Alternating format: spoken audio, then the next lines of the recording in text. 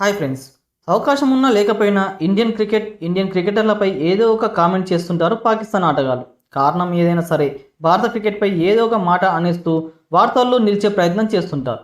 ఈ మధ్య కాలంలో ఈ ధోరణి బాగా పెరిగిపోయింది. తాజాగా పాకిస్తాన్ మాజీ కెప్టెన్ షాహిద్ అఫ్రిది కూడా అలాంటి ఒక స్టేట్మెంట్ ఇచ్చాడు. తమను చంపుతామని బెదిరింపులు వచ్చినా కూడా మేం ఇండియా వెళ్ళి క్రికెట్ ఆడి ఇండియన్ క్రికెట్కు సపోర్ట్ చేశామంటూ వెల్లడించాడు. మరి అఫ్రిది ఈ వ్యాఖ్యలు ఎందుకు చేశాడో ఇప్పుడు మనం ఈ వీడియోలో చూద్దాం.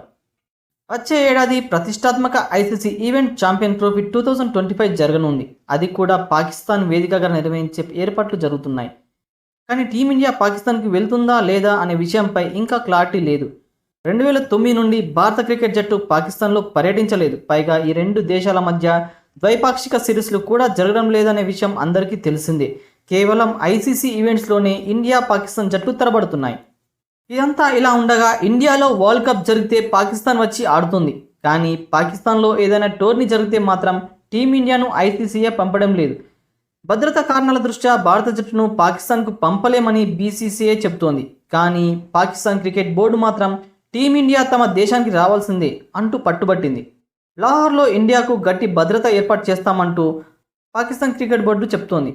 కానీ బీసీసీఐ మాత్రం ఛాంపియన్స్ ట్రోఫీని హైబ్రిడ్ మోడల్లో నిర్వహించాలని, దుబాయ్ లేదా శ్రీలంకలో టీమిండియా మ్యాచ్లు ఏర్పాటు చేయాలంటూ ఇప్పటికే ఐసీసీఐకి బీసీసీఐ సూచించింది.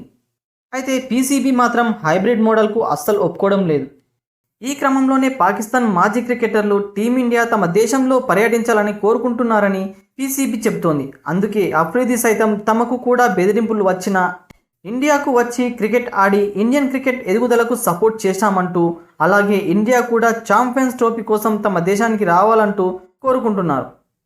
ఫ్రెండ్స్, మరి ఈ విషయంలో మీ అభిప్రాయాలను కామెంట్ రూపంలో తెలియజేయండి. అలానే వీడియో నచ్చితే లైక్ చేసి సబ్స్క్రైబ్ చేసుకోవడం మర్చిపోకండి. Thank you friends.